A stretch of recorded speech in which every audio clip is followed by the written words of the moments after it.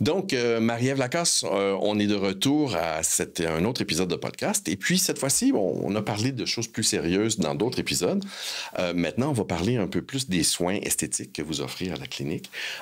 Et puis, peut-être aussi discuter de certains des mythes qui perdurent autour de ces procédures-là, puis peut-être nous mettre sur le droit chemin pour qu'on comprenne bien. Sounds great. Alors, bon, les soins qui sont offerts à la clinique Marie-Ève Lacasse au niveau de l'esthétique, c'est quoi, d'abord? C'est ça. Fait que, en introduction, je vous avais expliqué qu'on est une clinique qui offre des soins médicaux esthétique et non de chirurgie esthétique. Fait qu'on fait pas de facelift, augmentation mammaire, tout ce qui implique couper, endormir, un bistouri, on ne fait pas ça. Fait que la médecine esthétique, c'est tout ce qu'on peut faire avant de se rendre là. Puis il n'y a pas nécessairement tout le monde qui veut se rendre à la chirurgie. Fait qu'on va offrir principalement des services d'injectables. OK? Fait qu'on fait beaucoup référence au Botox, aux agents de comblement, remplissage, stimulateurs. Puis on va offrir aussi toutes les technologies, soit faciales, laser et compagnie, tu sais. Mais avant d'offrir une technologie, tu sais, des fois, j'ai les patients qui rentrent dans mon bureau et sont comme « OK, qu'est-ce que tu me suggères? » Bien, moi, ma première question, c'est « Qu'est-ce qui vous dérange? » Parce que si je regarde un visage comme un canevas blanc, bien, je peux partir sky's the limit là, puis suggérer une liste d'affaires. Le but, c'est pas que le patient sorte avec des complexes. OK? Les questions vont venir avec le temps. C'est de commencer là où ça les dérange le plus. Puis nous, on intervient de notre expertise pour dire, bien, moi, je pense que ça, c'est une bonne idée ou c'est pas une bonne idée. Quand on a commencé la médecine esthétique, on était des gars puis des filles de plâtre. On voyait une craque, on la remplissait. Puis on se demandait pas, elle venait d'où, ce craque-là? Fait que les gens, ils venaient beaucoup avec le sillon nasogénien ou les rides de la glabelle. Maintenant, c'est devenu aussi toute une science avancée où on comprend plus le vieillissement dans son ensemble. Okay? Fait que qu'est-ce qui se passe quand on vieillit? Bien, la peau s'amincit, on perd du collagène, on perd de l'élastine, on a des rides. OK? Fait que des rides d'expression, entre autres. Si je décoine la peau du visage, c'est une image un petit peu gore, là, mais il y a plein de petites pochettes de gras, ce qu'on appelle des pâtes graisseuses. C'est comme des petits sachets de thé remplis de gras, mais ce gras-là va fondre aussi. T'sais. Fait qu'en plus, on imagine notre tête comme une balloune. Là. En plus de savoir que l'enveloppe de la balloune s'amincit, elle perd du collagène, de l'élastine, bien, il va y avoir une fonte graisseuse. Fait que la balloune va se dégonfler tranquillement. Puis, au-delà de ça, bien, les os aussi, le crâne, puis la structure osseuse va changer. Hein? Les orbites vont devenir plus grands, le nez, le trou du nez va devenir plus large. Fait qu'on va perdre nos piliers sur lesquels s'attache la peau, les muscles, le gras. Puis là, notre ballon se dessouffle et elle descend tranquillement avec l'effet de la gravité. OK? Fait que dans le fond, là, quand on veut travailler en médecine esthétique, il y a 3 grands axes qu'on peut traiter. On peut travailler sur les rides d'expression. C'est là qu'on va souvent parler de Botox. On peut travailler sur la perte de volume, hein, pour remplacer le volume qui a été perdu avec cette fonte de graisse-là puis cette structure-là osseuse. C'est là qu'on va travailler beaucoup avec des injectables ou des agents de remplissage, comblement, je donne Juvederm, Restylane, des noms qu'on entend beaucoup, des produits à base d'acide hyaluronique. Puis ces produits-là vont vraiment viser à restaurer le volume, repulper une pommette, redéfinir une mâchoire, augmenter des lèvres. Puis après ça, il y a tout le volet de la peau. Hein. À un moment donné, on peut avoir aucune ride d'expression puis des volumes bien remplis, mais si notre peau est pleine de petites ridules de surface, de lésions vasculaires, de taches brunes et compagnie, bien ça aussi, ça va travailler un peu large. Puis c'est là où on va travailler avec les autres technologies pour soit venir diminuer les taches, les rougeurs, améliorer la texture de la peau, les rides, les pores. Fait qu'on veut vraiment travailler sur ces 3 axes-là. Les rides d'expression, la perte de volume, puis la texture puis la qualité de la peau. Fait que c'est là que vont rentrer en sorte nos grandes technologies, si on veut. D'accord. Puis, bon, je suis un homme, je suis pas nécessairement au fait là, de tous les soins esthétiques là, qu'on peut offrir, mais on voit beaucoup dans les médias sociaux les personnalités, que ce soit des influenceurs, des influenceuses, des gens, des acteurs, des comédiens, des comédiennes qui ont eu visiblement beaucoup de traitements et souvent ça produit des caricatures. On dirait que les gens savent pas quand s'arrêter. Exact. Puis ça peut être autant la faute du patient que de la faute du docteur. Tout à fait, oui. Hein? Fait que je dis toujours que souvent, les gens qui vont donner mauvaise presse à notre travail, c'est les gens qui vont avoir abusé des bonnes choses, qui vont être comme Obélix qui est tombé dans la potion magique. OK? Fait qu'un bon médecin ou une bonne infirmière en médecine esthétique va servir de conseiller, mais on va aussi agir comme frein pour dire ça sera pas beau. OK? Fait que je te le suggère pas. Tandis qu'il y a plein de gens dans notre milieu qui font des soins médico-esthétiques. Moi, la première, je pense que j'ai l'air normal. Puis, on le sait pas qu'ils en font parce que c'est naturel. OK? Encore là, le mot naturel, c'est relatif à chacun. Là. Oui, tout à fait. Puis je dis toujours, je sais pas, moi, le 14 mars, tout le monde qui fait des soins médico-esthétiques devrait mettre une petite seringue sur son wall. Puis on ferait, oh, mais my God, j'aurais jamais pensé que Stéphane faisait du Botox. Il a l'air tellement normal, tu sais. Fait que quand on fait des soins médico-esthétiques, moi, je dis toujours, keep them guessing. En fais-tu ou en fait pas? Si tu fais comme, merde, elle vieillit bien, c'est quoi sa crème? J'ai fait un bon travail. Si c'est trop évident, puis je nommerai pas de nom, qu'elle a eu une petite job de joue, boy, qu'est-ce qui est arrivé là? J'ai manqué mon coup. OK? Fait que je pense que c'est ça. Fait qu'il faut vraiment briser les tabous. Il y a plein de gens qui en font, puis je dis toujours que le résultat est proportionnel à combien on en met, comment on le met, puis la technique qu'on utilise. Puis il faut pas être pressé. Moi, les patients rentrent dans mon bureau, je leur dis, ça fait combien de temps que vous regardez dans le miroir, là, puis votre visage vous tape ses nerfs? On n'est pas obligé de le réparer overnight. Là. On peut y aller tranquillement, augmenter, building blocks, mettre des couches, mettre une couche, le laisser se placer, puis en rajouter. Quand on trouve que c'est assez, on arrête. OK? Fait intéressant, il y a quand même une grosse partie de notre... Bien, pas une grosse partie. Il y a un certain pourcentage de notre clientèle qui souffre de dysmorphie corporelle. Fait qu'ils ne se voient pas comme les autres se voient. Fait que ces patients-là peuvent être enclins à en réclamer toujours plus. Puis, dans une conférence, justement, on se demandait, est-ce qu'il y a eu des études à savoir dans les injecteurs et injectrices, médecins et infirmières, quel était le pourcentage de gens qui eux-mêmes souffraient de dysmorphie corporelle. Fait que si les gens qui t'injectent souffrent de dysmorphie corporelle, ils sont un peu plus à risque d'induire des résultats qui sont pas naturels aussi. OK? Mais la dysmorphie, c'est-tu une condition qui fait en sorte qu'on se voit pas nous-mêmes tel qu'on est? Oui. Mais ça peut-tu aussi être qu'on voit pas les autres gens tels qu'ils sont exact. Aussi? Okay. Okay. Si on a ce regard-là sur nous, qui est un peu déformé, on peut avoir tendance à l'avoir sur les autres. OK? Fait qu'essentiellement, c'est ça qui va faire en sorte que, tu sais, des fois, on peut avoir des résultats plus naturels ou moins naturels. Mais, tu sais, puis c'est de la médecine. Il faut aller voir quelqu'un de compétent qui va pouvoir nous guider comme il faut. Je pense que l'appât du gain en esthétique est très grand. C'est un gros marché qui explose. Tout le monde veut, tu sais, avoir sa petite partie du gâteau. Puis il y a des gens on va s'asseoir dans leur bureau, puis le patient va dire, bien, je veux telle affaire. T'en as pas vraiment besoin, mais personne ne se dit, bien, si je le fais pas, il y a quelqu'un d'autre qui va le faire. Fait qu'aussi bien travailler pour ma poche. Je pense qu'il faut d'abord et avant tout travailler pour le patient. Puis quand on est intègre, on est honnête, puis on est transparent, les gens vont revenir, puis ils vont nous référer d'autres gens. Puis, par rapport au mythe, là, le Botox, c'est du poison à rat. Oui, exact. Bon, premièrement, là, dans la médecine esthétique, tout le monde appelle ça du Botox. Ça a du Botox dans les lèvres, du Botox dans les joues, du Botox des cils. Fait que le Botox, en fait, on ne devrait pas dire Botox, on devrait dire les neuromodulateurs, parce que Botox, c'est une marque de commerce. OK? Si je vous demande un papier mouchoir, vous allez peut-être me donner la marque Kleenex ou Charmin ou whatever. C'est ça.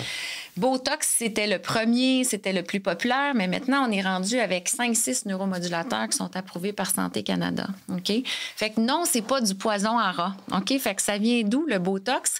Le Botox ou la toxine botulique vient d'une bactérie qui s'appelle le Clostridium botulis. Il y a eu une épidémie, Clostridium difficile, les gens avaient la diarrhée dans les hôpitaux. Oui, c'est ça. Mais cette bactérie-là produisait la toxine difficile qui créait une grosse inflammation dans le côlon. Fait que toxine ne veut pas dire toxique, c'est juste une protéine ou une molécule qu'une bactérie produit qui va avoir un effet sur un autre être vivant. OK?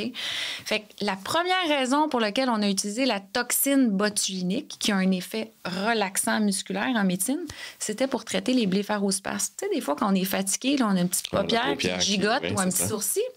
Mais là, ils ont purifié la toxine botulique, qui a un effet relaxant musculaire ou paralysant, dépendant combien on en met. Puis, ils se sont mis à l'injecter au niveau du muscle qui crée un spasme.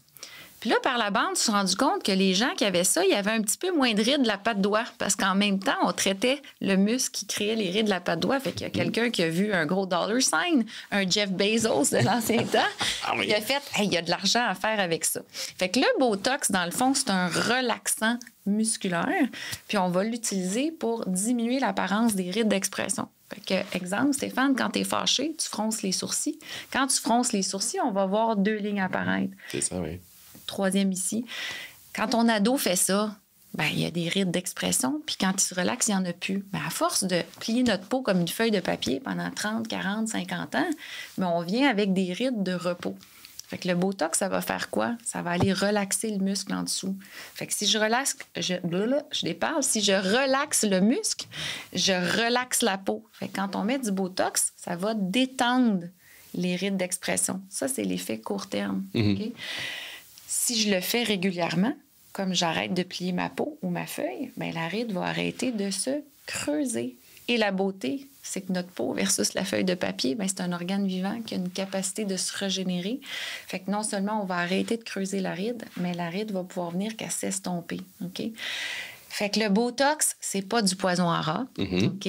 C'est vrai qu'on appelle ça la toxine botuliниque, mais c'est tout simplement un relaxant musculaire qui va partir toute seule. Fait que je dis aux patients, si vous aimez ça, ça va s'en aller. Si vous aimez pas ça, ça va s'en aller. Si vous avez un problème, ça va s'en aller. OK? Donc, c'est un traitement qui est récurrent. Exact. C'est un traitement qui est récurrent, qui va durer en moyenne 3-4 mois. Puis une fois qu'on a trouvé la bonne recette, on le fait. Puis là, l'autre gros mythe, c'est « Ouais, mais là, si j'arrête, je vais-tu me mettre à vieillir plus vite? » Ben non, OK? Disons que Stéphane, je connais ton frère, mais bon, on a parlé tantôt, que tu as un jumeau identique hypothétique. Puis toi, tu fais du Botox pendant 5 ans, puis ton jumeau identique hypothétique, il n'en fait pas. Pendant 5 ans, tu vas être venu mettre un pied sur le frein du vieillissement. OK? Fait que si dans 5 ans, tu arrêtes, tes rides d'expression vont être moins visibles. Ils vont se remettre à vieillir. Tu pars d'où tu es rendu. Exact. Tu retournes en arrière. Exact. Tu vas te mettre à vieillir tranquillement, mais il n'y aura pas de vieillissement rebond. OK? Fait que ça aussi, c'est un grand mythe. Là, puis l'autre, c'est peut-être parler des injections justement pour faire du remplissage, qui est c'est un type d'acide qu'on produit normalement. Exact. Fait que, dans le fond, quand on parle d'agent de comblement ou de remplissage, le produit qu'on utilise le plus souvent, c'est des produits à base d'acide hyaluronique. Si vous vous en rappelez, c'est un mot très payant au Scrabble, mais je suis même pas sûre que ça rentre sur le tableau. L'acide hyaluronique, c'est quoi? C'est un sucre qu'on a effectivement dans notre corps. La partie gélatineuse de nos yeux, hein, si on a disséqué l'œil de bœuf en secondaire 3, là, c'est fait d'acide hyaluronique. Dans notre liquide articulaire, on a de l'acide hyaluronique, puis dans notre peau, on en a. La différence entre le nôtre puis celui qu'on injecte, c'est que celui qu'on injecte a été tressé en laboratoire. Pourquoi? Pour lui donner une plus grande longévité. OK? Fait que si on achète des petits pots de crème à la pharmacie avec acide hyaluronique, c'est un peu de l'acide hyaluronique pur, ça fait juste retenir de l'eau, puis ça s'en va. L'acide hyaluronique tressé, ça va nous permettre d'avoir un résultat qui va durer 8 à 12 mois. OK? Plus il est tressé, plus il est volumisant, plus il est épais, plus il va durer longtemps. Fait qu'on a des acides hyaluroniques qui sont très liquides, comme du sirop d'érable, qu'on peut injecter dans des petites rides, exemple les rides du fumeur. On en a des un peu plus épais, qu'on va pouvoir venir injecter dans le nasogénien ou la marionnette, ou des produits vraiment plus épais, comme une pâte à dents ou un beurre de pinot qu'on a laissé au frigo pour sculpter des joues ou une mâchoire. Okay? Rajouter le volume qu'on appelle. Exact. Fait que dans le fond, on va choisir le produit pas en fonction de la marque, parce qu'encore là, il y a plusieurs marques, hein, que ce soit Juvederm, Restylane, Revanis et compagnie, comme je vous disais Botox tantôt. Chaque compagnie a des gels liquides, moyens, épais. Fait qu'on va... C'est tous les produits qu'on utilise au Québec, que ce soit Botox ou agent de comblement, ce sont tous des produits approuvés par Santé Canada. Okay? On ne fait pas venir de containers de produits là, à rabais de Chine ou quoi que ce soit. Là. Tout ce qu'on est... Oui, exact. Tout ce qu'on injecte est vraiment approuvé par Santé Canada, où on a fait l'analyse risque-bénéfice et compagnie. Fait que dans le fond, c'est de choisir le bon produit pour le bon endroit, le bon type de peau pour créer le bon résultat. La beauté de l'acide hyaluronique, c'est que ça va s'en aller toute seule. Ça va avoir une durée d'à peu près 8 à 12 mois. OK? Fait que Si jamais on n'aime pas ça, ben ça va s'en aller. Et la particularité entre l'acide hyaluronique versus le Botox, si on a un problème, si on a une bosse, si le produit ne se place pas bien, s'il y a une complication, on a un antidote. On peut faire fondre l'acide hyaluronique. Fait que c'est sûr que les gens sont comme « Ah, mais vous n'avez pas un produit permanent, Dr. Lacoste, je pourrais le faire juste une fois, là, puis je ne reviendrai plus. » On en avait des produits permanents jadis, mais les produits permanents ne vont pas nécessairement bien vieillir avec le visage. Puis quand on dit produit permanent, c'est souvent un corps étranger. Fait qu'il y a des chances que le corps réagisse et rejette. Tandis que l'acide hyaluronique, même s'il est tressé, il ressemble beaucoup à notre propre molécule. Fait que c'est beaucoup plus sécuritaire à long terme. Fait que c'est sûr que les produits qu'on utilise le plus souvent là, dans le day-to-day, les neuromodulateurs et l'acide hyaluronique, il y a d'autres choses, mais ce qu'on entend parler beaucoup, c'est ça. Parfait. Y a-t-il un autre mythe qu'on pourrait déboulonner? Un autre mythe. Bonne question. Vous, est-ce qu'il y a quelque chose qui vous titille ou de trucs que vous avez entendus dans le...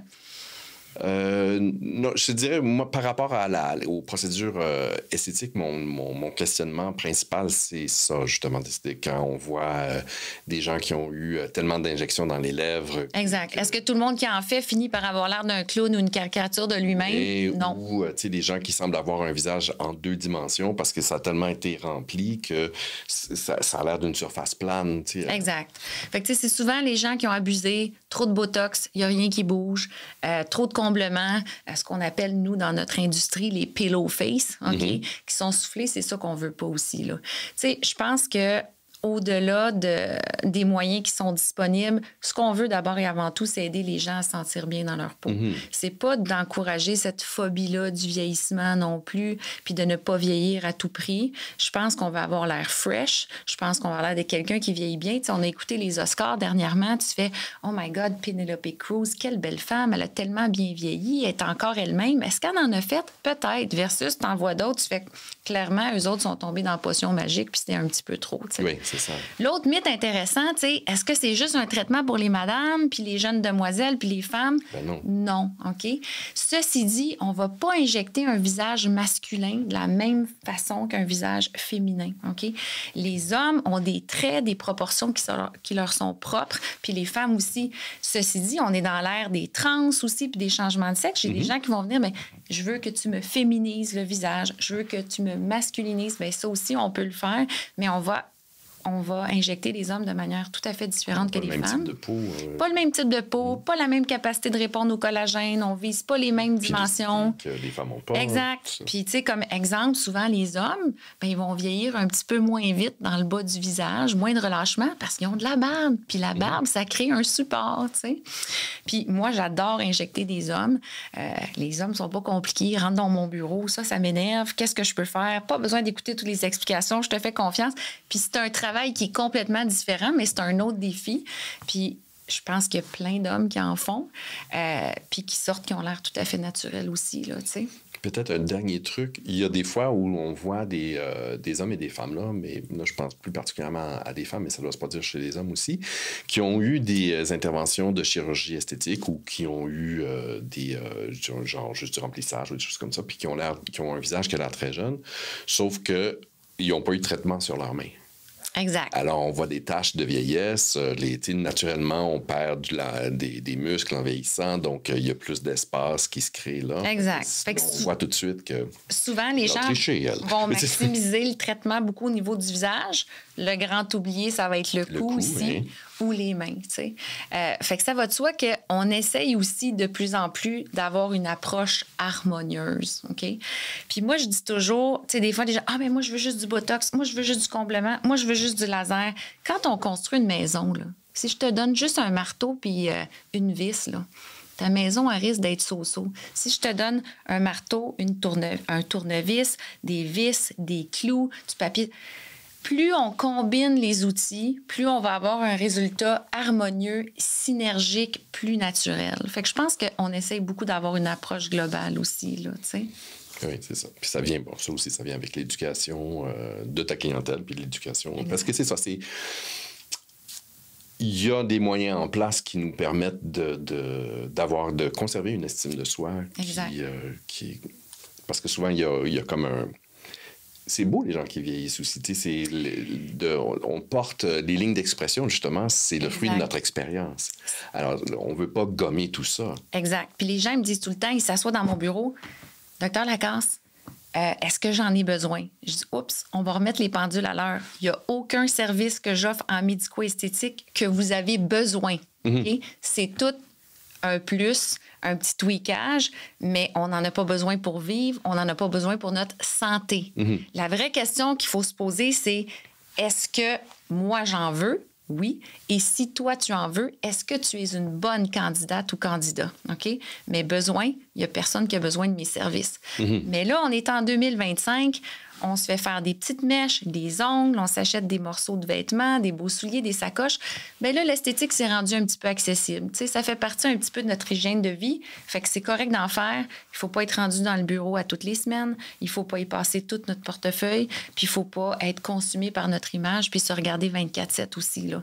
Fait que je pense que c'est là. Le fait que ça existe, ça crée une certaine pression sociale de le faire aussi. Parce que là, on se dit, Colin, je suis la seule dans mes amis qui n'en fait pas. Je ne veux pas être la plus ridée.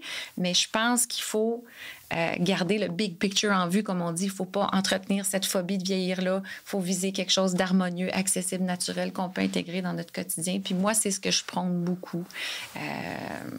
Une approche raisonnable, naturelle. Puis je pense qu'avec le temps, j'ai développé une clientèle un peu à mon image, tu sais. Les outils sont là. On peut faire des choses capotées, mais est-ce qu'on veut vraiment se rendre là? C'est ça. Pas nécessairement. Effectivement.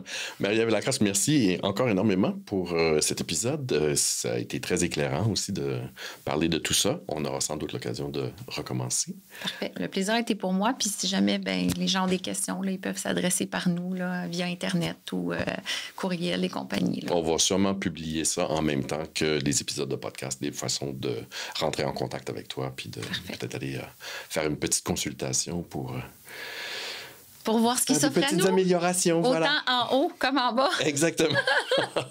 Merci encore. Merci, ce fut très, très plaisant.